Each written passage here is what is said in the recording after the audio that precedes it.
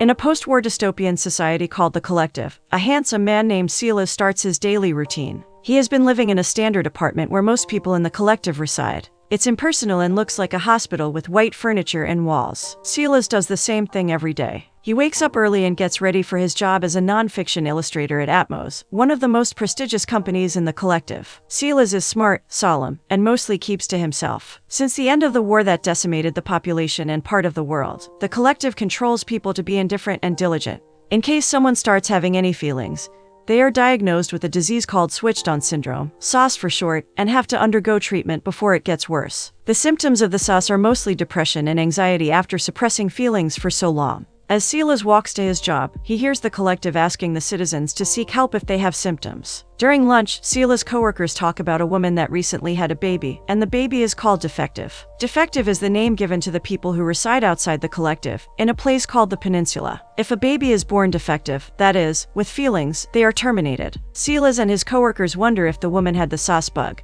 But she's clean. Strangely, a clean person would have a defective baby. Later on, as Silas goes back to work, he sees a couple being carried away by the health and safety police after being caught being intimate. Their fate is to be taken to the den, a place where people at the worst stages of SOS are reset. If the person is reset, they remember the feelings they used to have, but they feel apathetic and aloof. Silas starts noticing more things happening around him that he wasn't used to. When he goes back home and follows his nighttime routine, he feels bored for the first time. He always does the same things, and he finds out that he doesn't feel fulfilled anymore. The next day, after the couple was sent to the den, the Collective sends messages to warn the citizens of close contact and intimacy. It's forbidden by law, and it's the reason to be sent to the den. While Silas is working on his illustration, someone falls from the building they are at. No one is surprised. Situations like this are very common in the Collective, and no one expresses emotion. As Silas watches, though, he feels something akin to sorrow for the life lost. He finds his feelings odd, like something that isn't supposed to be there. He turns to his coworkers to see if anyone is feeling similar, but everyone is commenting as if they are talking about the weather. Only one woman acts differently. Silas notices her clenching her fist, though her face is placid. She has blonde, slicked back hair and cold green eyes,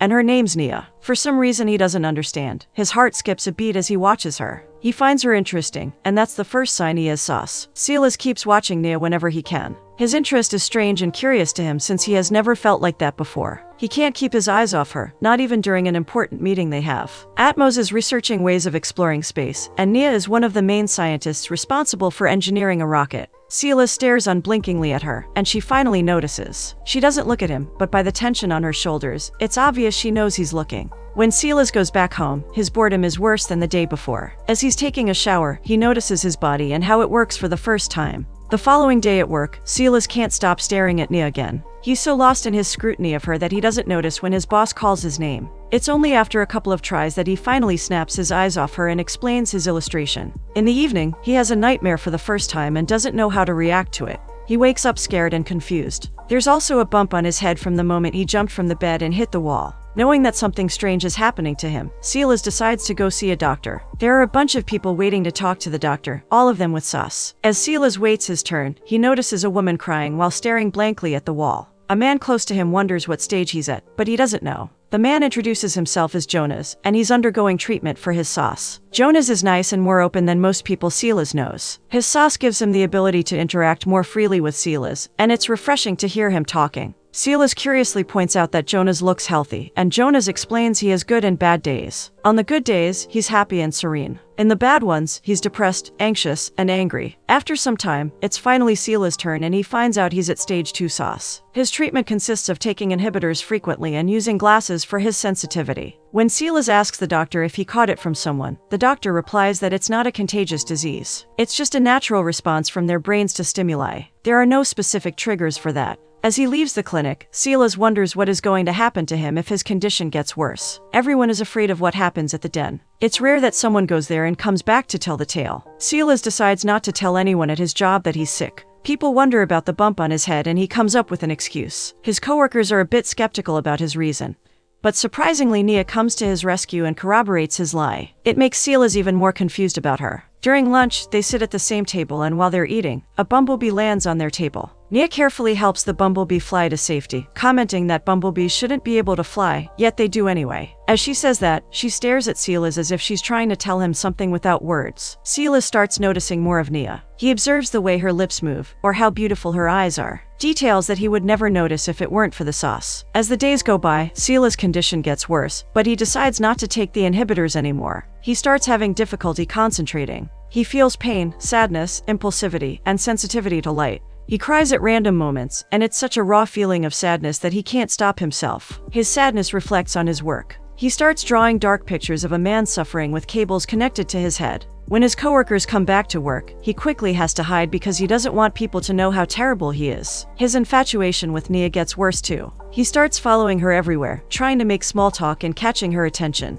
Nia feels uncomfortable with his constant presence and tries to pretend he's not stalking her. It's hard to do because Silas is very obstinate. He goes to her workstation asking her to check on an illustration he made, just to be closer to her. Nia indulges him, and while she checks on his work, he stares with attention at her face, focusing on her lips. He doesn't understand his desire to kiss and touch her. Nia criticizes his work and he begrudgingly leaves her. For the rest of the day, he watches her working from his workstation and enjoys the sound of her voice when she is reading her articles. That day, he goes to sleep thinking about Nia. The next day, he's distracted by her again during their meeting while Nia pretends not to notice. He's so lost in her that he accidentally drops his mug filled with coffee on him. His boss notices his distraction, and Silas has to admit to everyone that he tested positive for sauce. Nia suggests he sits far from them in case it's contagious and has his mug. Silas agrees. Later on, he's sitting in the back of the room, using a mug that has his name written on it. The place is perfect for him to watch Nia. After work, Silas follows Nia back to their building and she finally confronts him. She asks him to stop following her, otherwise she would have to report him.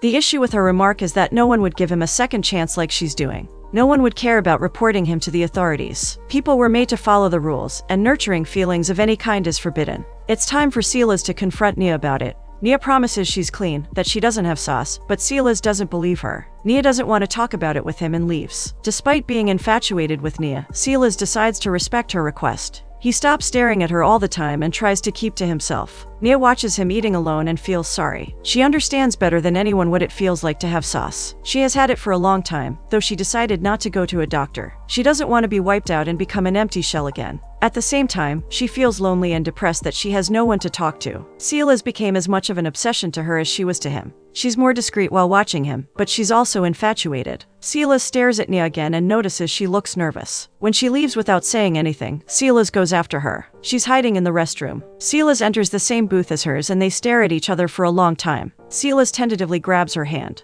Touching her skin is the most amazing feeling in the world for Silas. It's warm and soft. Nia is still afraid of the consequences of their actions, but Silas isn't. He throws caution to the wind and touches her face. Nia finally relents and gets closer to him, touching his hand and hugging him. They stay in the booth for a long time talking and getting to know each other better. Nia explains to Silas that she has had sauce for a year and a few months. She was afraid of going to the doctor, so she started to act as if nothing changed. She crafted a mask to wear around people, pretending to be robotic and unfeeling. It's not the same as before, though. She feels lost and tired of going through life without meaning. She thought many times about getting a reset, but she feels guilty about giving up her newfound freedom. Silas is surprised by her determination to hide. He never would have guessed she had sauce if he wasn't paying attention to her. Nia tells Silas that she's afraid someone is going to find and report them. If they are found together, they would be sent to the den. She doesn't want to be with Silas if it means they are going to be eliminated or reset. Silas pleads with her because he doesn't want to be away from her, but Nia says that they must wait for the cure. They stay with each other for a while longer before Nia has to go. They hesitantly kiss and learn what affection is. It's such a good feeling that they don't want to part. They want to be together for the rest of their lives. In the following days, Nia starts staying late to meet with Silas after work. No one suspects them because they are acting normally. They meet in the restroom to talk and be affectionate, learning about their bodies and feelings together. It's a rush of emotions that can be overwhelming. Silas takes it better than Nia, who is still worried about the consequences of their hidden relationship. She feels as if she's doing something wrong, but Silas disagrees. He finally understands that they were made to feel. That's why sauce doesn't have an explanation. It just happens. Being in contact with people in the same condition helps develop their muted feelings. One day, as they are in the restroom talking, their boss enters. They are both startled, but Silas leaves silently before the man can suspect anything. He's surprised to see Silas there after his expedient, and he quickly jumps to the conclusion Silas is following Nia. He doesn't know Nia is involved with Silas too. He thinks Silas is stalking Nia because of his sauce and suggests he quits doing it. Otherwise, he is going to report him. Silas understands his threat and reassures the boss that he's not going to do it again.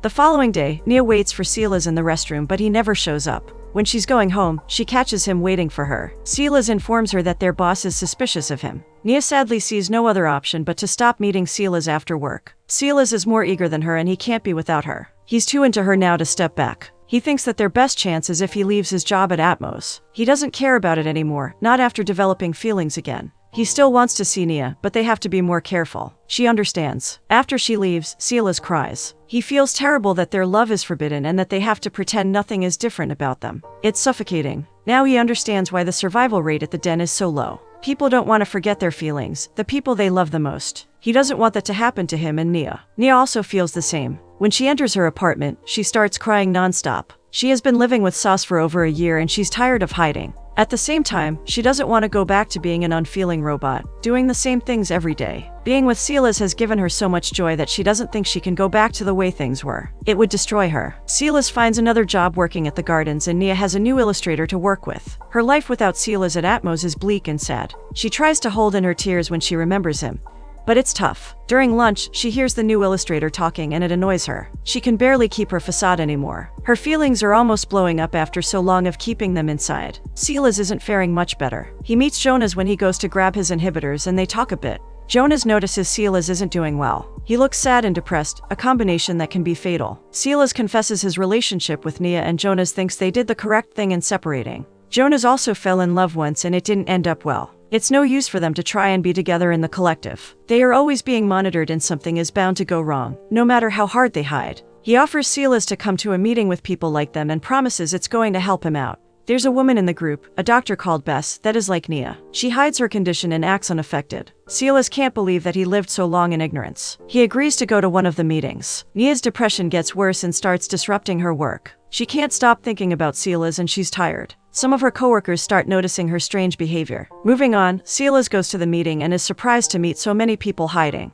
They share their pain and hardships trying to overcome Sauce. They don't want to be reset, that's why they lie about their condition. Bess works at the den and she knows exactly what happens to people there. It's a nightmare. Silas can't imagine what it would be like for him and Nia. He finds out through Bess that Sauce isn't a disease, but a natural disposition all human beings have. They share how lonely and hard their lives are. Silas understands because he feels the same. It's a relief to find out he isn't the only one. When he goes back home, Nia is there waiting for him. She couldn't be away from him anymore. She punches him in a breakdown and cries. Silas quickly holds and comforts her. He kisses her softly to remind her that he's there no matter what happens. They start kissing harder and get intimate for the first time. After that, they lie down in bed and talk. Silas mentions that he never imagined love felt like that. So overpowering that they couldn't go through their lives without remembering their moments together. They are a constant in each other's mind and it's both tiring and exciting. Nia's still afraid of what is going to happen. Silas tells her that he wants to run with her as far as they can go, away from the collective and the den. Since they were kids, they were brainwashed to believe that all they needed was to work diligently and have a bleak life. Learning what it is like to love changes everything. Suddenly, their priority isn't their work or society, it's each other. They don't think as rationally as before, and act irresponsibly at times. It can be bad, but it's so good that they are willing to try. They decide being away from each other isn't the best solution.